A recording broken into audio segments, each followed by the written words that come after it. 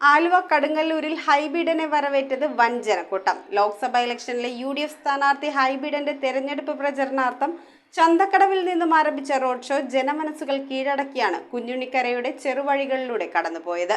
UDFിലെ നിരവധി നേതാക്കളും പ്രവർത്തകരും റോഡ് ഷോയിൽ അണിനിരന്നു.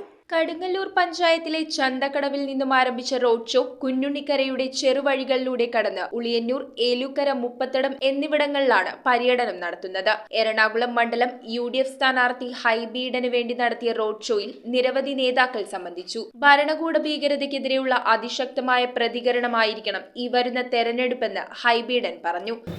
ഈ ഭരണകൂട ഭീകരതയ്ക്കെതിരെ കൈപ്പത്തി എന്ന പൊന്നടയാളത്തിൽ നിങ്ങളുടെ വിലയേറിയ വോട്ടുകൾ രേഖപ്പെടുത്തണമെന്ന് വിനയപരിശ്രമം അഭ്യർത്ഥിക്കുകയാണ്.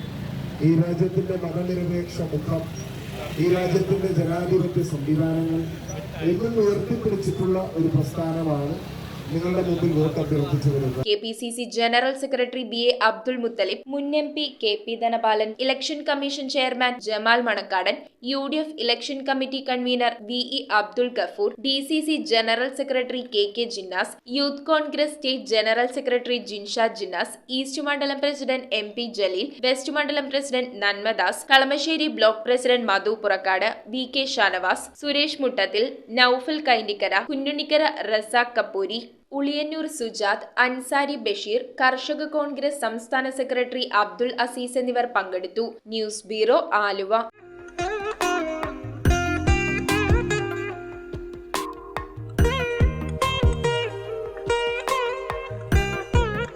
Nakshatra Gold and Diamonds. Online delivery available all across India.